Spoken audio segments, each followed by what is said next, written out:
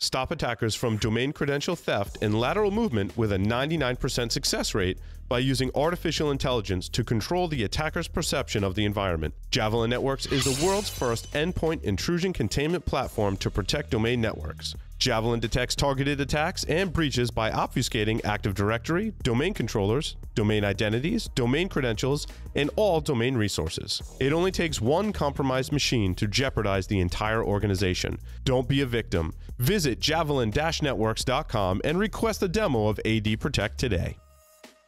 Welcome back, everyone, to Enterprise Security Weekly. We're going to jump right into it. John Moran is here from DFLabs. John, now, welcome to the show. Thank you. What is your background in security? So, I think like everybody else, I kind of took a roundabout path to get here. I actually started working in computer forensics and law enforcement, and from there, kind of got an introduction into the incident response with some of the federal law enforcement agencies, and decided, hey, this is kind of fun, a little bit more fulfilling for me than dead box forensics. So I started working a little bit more in that space, and had the opportunity to do incident response consulting for several years. And I think I kind of developed a passion for finding better ways to solve customer problems and to improve services. And so recently I made the jump from consulting role and more technical role to a product management role with DFLabs. We're a security orchestration, automation, and response vendor. And it's kind of a passion of mine. I enjoy getting to work with customers and getting to find ways to solve the customer problems more effectively. And I will say, John, that product management, and I'm not sure how it plays itself out in other technical or software verticals. My experience in security is product management is one of the most difficult roles that you ever have to hold in our industry today. Because it seems like, to me, having kind of flirted with this role when I was at Tenable and participating in the process and working with our product managers, taking on some of the tasks of a product manager in my role at Tenable, dude, it's like the hardest thing I've ever done. Because you have a lot of responsibility, in my opinion, without a whole lot of control. Absolutely. Like influence without authority is how I describe the product management role. And I greatly respect all the product managers that work in all the industry verticals, especially security, because it's hard, dude. It's hard. Because developers want to do what they want to do, customers want what they want, and you got to bridge the gap between not just those two parties, but the senior executives as well. And to me, there's a whole lot of friction associated with that role. So props to you for wanting to come into this space and be like, you know what, I want to be a product manager, because it's hard. And John, you and I have gone through this too in our own software company. Product management is hard, right? I think you'll wholeheartedly agree with me on that. Yeah, you're constantly going to be angering everybody. You're not getting the features in the customers want. You're pushing your developers to develop things. It's a very, very, very difficult line to walk, no question at all. Absolutely. It is. And you wear a lot of different hats, and I think you summed it up perfectly. But, for me, it's also a really fulfilling role, I think, to be able to actually see your ideas and the ideas you curate through customers actually make it into the product and start solving customer problems. I think it's a very difficult role, but it's also a very, very fulfilling role, I think, for me. And you live in a state where you have access to things that could help you with that, to be kind of mellow, where it's legal. Not saying that you do that. I'm just saying in your state it is recreational. Legal. Anyway. So John, you have some content you like to present to us, so kind of set the stage for us. What problems you're trying to solve, and what's the kind of gist of what you want to talk about today? Yeah, so obviously, as I mentioned, prior to my role at DFLabs, I was in the incident response consulting space, right? And part of my role there was to actually do hands-on incident response. But another part of my role was to, help organizations develop their incident response programs, develop their incident management programs. And, I found that a lot of times the real gap wasn't in the incident response capabilities. I think, most of the organizations that we dealt with had a very technically adept staff. They had the tools in place, they had the procedures and processes and knowledge in place Some of the management aspects of the incident response process weren't really thought through as heavily, and so I kind of got to thinking about, how can we bridge that gap? How can we bring, the management processes of incident response up to the level that these organizations' incident response processes are up to, and so that was kind of the genesis of what we're going to talk about today. It's an idea I've been kicking around in my head for a long time. I finally got around to writing it down, and so we published that as a white paper, and so I was going to talk about that a little bit today. And you can share your screen and stuff. Yeah, I think it looks like it's up on the screen there. So I do apologize. I'm also a listener of the show, and thank you for that. That's awesome. And I do have a PowerPoint. And I know that can be difficult as just an audio listener, but mostly it's just partially to keep me on track, but also some of these concepts we're going to talk about today are a little bit easier to see visually. So this information is going to be available, I believe, in the show notes. Yeah, check out the video on our YouTube channel for sure. Yep, for sure, and also in the white paper on our website. But I'll try not to refer to the PowerPoint too much, but we will kind of follow along here. So one of the first things I kind of wanted to talk about was, incident response versus management. I talked about that real briefly, and I think the two terms are used interchangeably quite often. But I kind of want to make a distinction here, and that when I talk about incident response today, I'm talking about really the actual actions you're taking to identify, contain, eradicate, and fire drill and that recover ensues, from right? an incident, right? The hands-on stuff. And when I talk about incident management today, I think we're more talking about kind of the actions taken to oversee, coordinate, and manage that incident response process. And I think in order for the whole response process to be successful, you really have to have both, right? The management is more the orchestration of the whole process. Yeah, and getting the processes for management to be in place, and then actually getting people to take action are certainly two different things. And I've struggled with that at previous organizations. You have a great plan, but if people aren't on board to actually take action, like, dude, you're not responding to anything, right? For sure. And look, we're talking about it. It becomes a very kind of ad hoc, chaotic environment, and your response just isn't effective that way, and it can lead to a whole lot of problems. So really, why do we want incident management? Why is incident management important?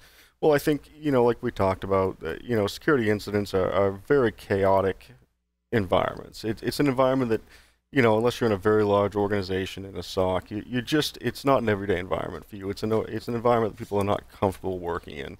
And incident management kind of helps, coordinate that environment, keep everybody on task.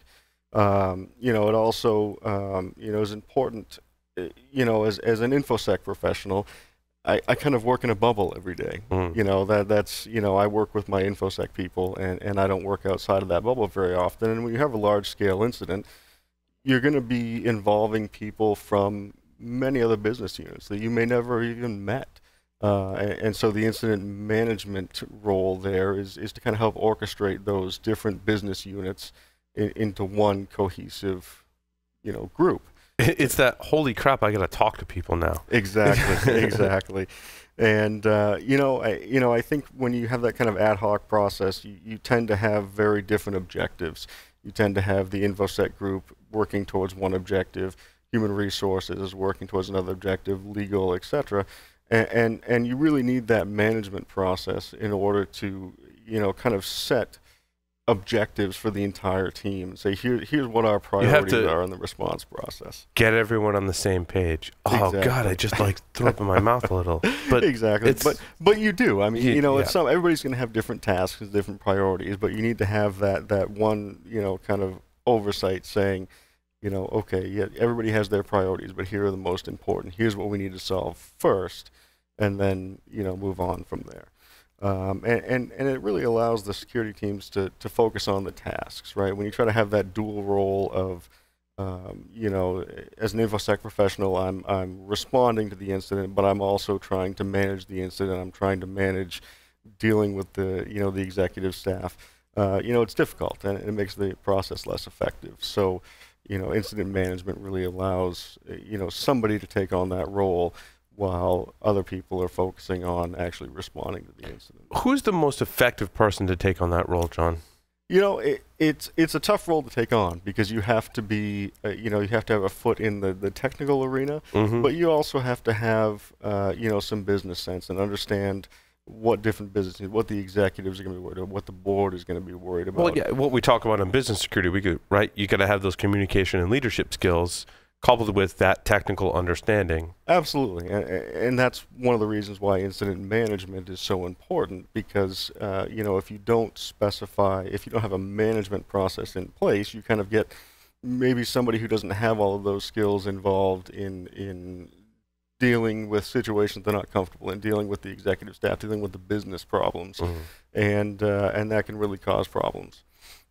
So, it's got to be somebody who, can play both of those roles, who has experience in both of those arenas to manage both sides of the incident. So, I think, one of the main problems that I saw, at least in a consulting role, was that we pay a lot of attention to the response process. And that's good, right? We worry about people, processes, procedures, and that's all very important stuff. But I think sometimes the management kind of falls by the wayside, both in exercises and in processes and procedures. You don't really see as much attention paid to that, and that's an issue. And the other issue that I think we really saw quite a bit was that some of the traditional management practices really don't translate to an incident response environment. Dealing with, the kind of the day-to-day operations and dealing with, a very chaotic environment like that just doesn't really translate. It's not the same processes and procedures. And some people... I think largely, John, it's because other people in the organization, and including yourself, have to stop what they're doing to go respond to an incident. So therefore, it's like outside of the scope of your normal processes, as you've stated, and convincing people that there may be times, like when John Strand comes in and does a pen test, right, where you got to stop what you're doing and go do this whole other set of processes. And just even getting people to attach to that type of thinking is really hard. Absolutely, and that's one of the other problems that incident management, I think, can solve, and that you have one person or, you have a framework that's kind of overseeing the whole process, and it allows you to set those priorities, right? We saw that all the time in a consulting role. Okay, we need to do X. And, well, okay, yeah, but they're also, working on, a big project for next week. Right. And they don't really have time to do that. And you're like, well, what is, or, well, we've got a change control project, we've got a moratorium on change. And you're like, well, okay, but, there's actually data, leaving your network right now. Right. And they're like, well, that doesn't really fit in with our, and so, to have that kind of overall management of the process, I think, can really solve that problem as well. John Strand, do you bank on that when you're doing a penetration test and as an end result kind of help people with that incident response process? In other words, when you get in, you kind of bank on that they're really kind of poor on incident management or highlight that in your testing? I think that's something that we oftentimes sit down with after the pen test is done. It's like, here's where you could have detected us with these different corrective controls, whether it's user behavioral analytics, whether it's just simply turning on the firewalls in between the workstations to be able to develop a better detective mechanism. So yes, that's something that any good pen testing firm absolutely should do. You just shouldn't come in and say, here's how we broke in. You need to be able to say, here's how your organization can improve and get better, not just to stop the attack, but also detect and react as well. Yeah, and I agree. And I think that, in most of them, there's certainly some edge cases, but in most large organizations that we go into, that I went into in a consulting role, a lot of those processes and procedures and those technologies are already in place to detect that. It wasn't so much an issue of lack of technology or know-how. It was kind of a lack of goals and clear objectives, and somebody saying, okay, this is our priority, that, go look at this, go solve this problem. You know, it was more kind of an ad hoc. Everybody's out kind of doing their own thing. You know, at least each team is out doing their own thing, and you know, and there was kind of a lack of focus. So, you know, so with all these problems in place, and you know, and kind of my background in consulting, you know, I started to look at and think about, you know, how can we solve this problem? What is the answer to this incident management problem? And you know, I also have a background years ago in emergency services, you know, EMS and firefighting and law enforcement. And you know, there's a very common concept in especially emergency services, fire service, called the incident command system. And you know, I think sometimes we focus too much on trying to find a new solution to the problem. We need, you know, okay, we've got this problem. We need to recreate the wheel. We need to you know, start from scratch and figure out a way to solve this problem. And you know, I think we kind of look beyond existing solutions, and sometimes those existing solutions can provide us at least a good framework for that. So the incident command system, interestingly, was actually kind of came out of a study of a series of large fatal wildfires back in the 1970s in California, and they got to thinking, you know, why are we having all these fatal wildfires? What is the issue here? And so they did a study, and they found that most of the failures in these situations were not actually due to inadequate processes or procedures. They were actually due to a failure in management, in the way these wildfires were managed. And the incident response system, the incident command system, kind of grew out of that study. What we have here is a failure to communicate. Exactly, exactly. You know, the resources, the tactics were all there. It was an issue of really managing the resources that were available to handle these incidents effectively. And I think, looking in that light, that really kind of resonated with me in the incident response space as well. You know, we have the resources, we have the tactics, but sometimes the management is lacking. So, you know, that's kind of started looking at it from that aspect, and the more I got into it, the more I kind of noticed a lot of similarities between what the incident command system is trying to achieve, and some of the issues that we face in incident response as well. So I kind of got to look at that. You know, from here on out, I think the incident command system sounds very, very formal, sounds maybe a little bit foreign to all of us. So from here on out, I kind of refer to it as the incident management system. I think that's something that's more, more common terminology for us here in the security space. So we'll refer to it as the incident management system, but it is that incident command system. So, you know, real quick, I don't want to go into all the details because I know that we're, we've got a specific amount of time to talk about this today, but I want to kind of cover some of the core concepts. And I think as we talk about some of the core concepts of the incident management system, you'll start to see, you know, some of this should resonate with you and say, you know, yeah, I can see how that translates to incident response. One of the main core concepts of incident management is the establishment of a single person in command, and we usually refer to that as the incident response coordinator. You have one person in charge who is leading the entire effort, and I think that is absolutely crucial to any sort of management.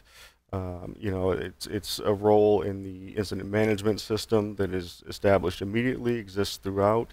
And it's the person who's really responsible for overseeing the entire process.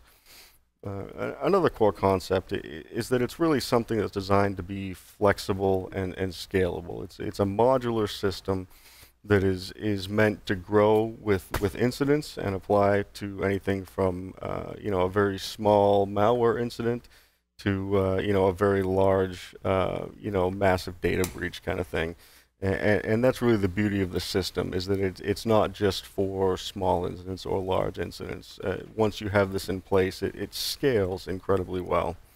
You know what's interesting, though, John, that you point out is that, incident response and incident management is somewhat less about the technical aspects. I found the technical aspects to be easier to do inside of your own bubble. The most challenging thing that I think organizations faced, having faced it myself when I was at the university building an incident response program, was it's more about those softer skills and communication and management and working with other people, making sure that you're communicating all the right things with the right people at the right times. And I think what you're underscoring here is that we get a lot of requests for like incident response content, and I'm like, yeah, it's more about the process, the communications, and that's really what you've underscored for us today. Absolutely. You know, I mean, the technical skills are obviously, you know, those are critical. Knowing how to respond to an incident, knowing how to do that. But it's the soft skills, it's the communication skills, it's the management skills that are, you know, those are tougher to teach. Those are tougher to document, and that I think is part of the problem that, you know, that causes this lack of management. In a lot of instances, is that it's just, you know, they're more abstract skills, and it's very hard to you know, to quantify. Now, John Strand, do you get that when you teach 504? Which when I took 504, I won't say how long ago to show my age, but long time ago, that first day was about incident response, right? And I was like, wow, this is like boring, like people skills back in the day. And I'm realizing how important those people skills are today. But that day for me was kind of like, I'm in this class, I want to like dig in and like reverse engineer malware and do all those things. But really, incident response is more about the communications and management aspect. Well, and it's also the preparation too. What are the things that you put in place before the incident actually occurs to make you more effective in actually dealing with that incident? Because you can have all these plans, but if you don't have the funding set aside, if you don't have the relationships established, if you don't have the technical capability to get the logs and all the artifacts associated with that incident in a timely fashion from systems administrators, network administrators, you're pretty well screwed. Absolutely, and that's, I think, one of the benefits that you get from this sort of management system is that it really focuses on, it's a modular system that focuses on including every aspect of the business, you know, all of the different groups, and allowing those groups to work together in a very cohesive and efficient manner. And yeah, that's absolutely critical. You know, otherwise you have these groups running around with very different goals and very little oversight.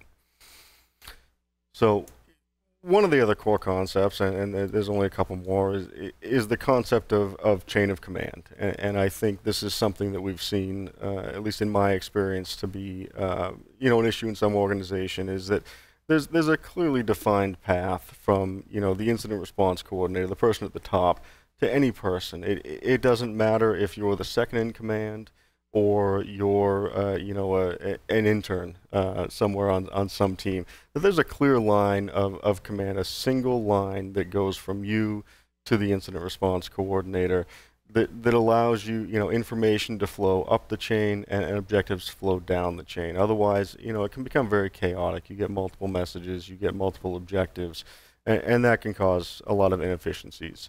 Going along with that, another core concept is unity of command, and that is that you have one single person that you're reporting to. I only answer to one person. I don't answer to, you know, somebody on the IT team, somebody on the InfoSec team, and they're feeding me, you know, different goals. I answer to that single person. I report to one person. I get objectives from one person, and it allows me to focus, and it kind of reduces some of that confusion that can go on when you're reporting to multiple roles at the same time. I've experienced that firsthand, responding to incidents, and I'd have leaders from different parts of the organization coming to me saying, well, what's the status on this? How is this incident going? What do I need to do? And like managing all those people was just way too much. Whereas if you can funnel your function into one person or a group of people that are getting the same message, it reduces that communication and allows you to respond faster. So I've certainly experienced that firsthand, John, for sure. Absolutely. And, you know, you spend more time dealing with those issues than you do, you know, actually responding to the incident, because you're updating this group, you're updating that group. Yes. And part of the, you know, part of the goal of incident management is really to eliminate that.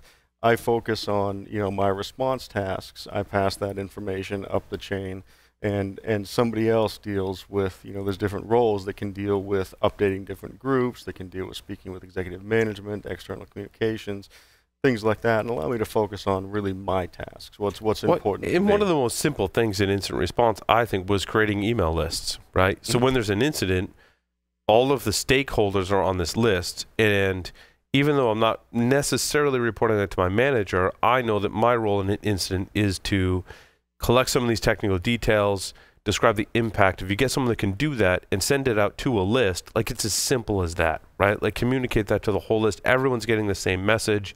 You define those processes. That's a huge win in incident response. Yeah, and one of the things that this incident management system really allows you to achieve is the smooth flow of information across the entire infrastructure, across the entire incident response group. It's so important to that everybody's working on the same page, that everybody has the same information, and so often that doesn't happen because you kind of work in these little bubbles. You've got the InfoSec bubble and the legal bubble, and everybody's working in their own space, and God forbid information passes between multiple people before. It's like that whole thing you used to do in elementary school where you say one word and by the time it passes through even 5 people, that message is completely different. So yeah, absolutely. So as we touched on earlier, I think another issue during an incident is that some of the traditional management practices just don't translate well to an incident. It's a different environment. It's different than managing your InfoSec team, or we talked about earlier doing patches, things like that. It's a very chaotic, it's a very dynamic environment, and those management practices just don't always translate. So one of the other concepts in the incident management system is what they refer to as span of control, and that's really the most people that you can manage effectively in that kind of environment. And it turns out that during the study in the 1970s, and it's been kind of confirmed since then, is that really 6 to 7 people may be the most that you can manage effectively. And that's not to say that people who are managing teams of 20 or 25 people right now are doing so ineffectively. But in this type of environment, it's just to manage people beyond that, it's difficult to keep track of what everybody's doing. It's difficult to get that information and pass those objectives back down. Well, yeah, and it's shorter term work for shorter term objectives. The way I kind of think of it, you had a background in emergency, were you like an EMT or something like that? EMT, firefighter. Yeah. So like I knew this guy once that was an EMT in Boston, and he'd volunteer in the local firefighter, kind of group in our local town here in Rhode Island. And he was like the nicest guy, awesome guy. But they told other firefighters told me like, dude, when he gets on an incident, like he's the incident commander and he's like a totally different person. Yeah. He's just like, I need this, I need you to do that. Like he totally took on the role and was a totally different person. And that's a very different process from managing something that's much longer term or a longer term process. So I definitely see your point there. And like I knew this guy is like a totally cool, level-headed, nice guy. And they're like, yeah, totally different person when he, when someone's in distress, he's like, go get that, go do that. And you need those type of people on your incident, and you need to reestablish that kind of chain of command during an incident. For sure. We talked about earlier what kind of person is good to fill that incident response coordinator role, and that to me is the difference between the person that can manage a team on a day-to-day basis and the person that can manage a team during an incident response type environment. No, you're right. Is being able to, you need to have somebody who can be decisive, somebody who can, we need to make this decision now, do this, do that, and really, kind of take control of that situation, because it's not a situation that most people are going to be comfortable working in. And you need that type of personality to be able to take control and orchestrate the entire situation. So awesome. So John, did you have more, or we're running a little short on time? So closing thoughts? Yeah, no. Real quick. Obviously I'll just kind of skip through this, but I think that if you go, we're going to have a white paper available on our website that really details some of this. I don't want to get into a whole lot of details today because it can be very complex process, but I think one of the things that we've learned through implementing this in the fire service is that it seems overwhelming, it seems like a complex process, but once you really integrate it into your whether it's firefighting or incident response process, it's really not. It really works well, and it really scales well, and it's something that once you integrate it into your process and you use it on these small scale incidents, you're 80% of the way there. You do with a large scale incident, you already understand these concepts. You already understand what you need to do, and you know, it becomes kind of second nature, and it's very easy to do. So the white paper on our website will talk about a lot more details of you know, how the incident response process, the incident management process scales, and you know, the different roles and levels that can be implemented, and really how to implement it. But you know, I recommend people check that out. You know, I'm very welcome to hear. You know, as a product manager, I'm always welcome to hear feedback. Oh yeah. So you know, check that out. I think it's a concept that can really benefit the incident management process and the incident response process as a whole. And you know, check that out. I'll put for those people listening, to jump ahead here. My email, my contact information is on the screen. Very happy to hear from anybody who's got some feedback on this. But check it out. I think it'll be useful. And awesome. Well, John, thank you very much. With that, we're going to take a short break, come back, and talk about the enterprise security news for this week. So stay tuned.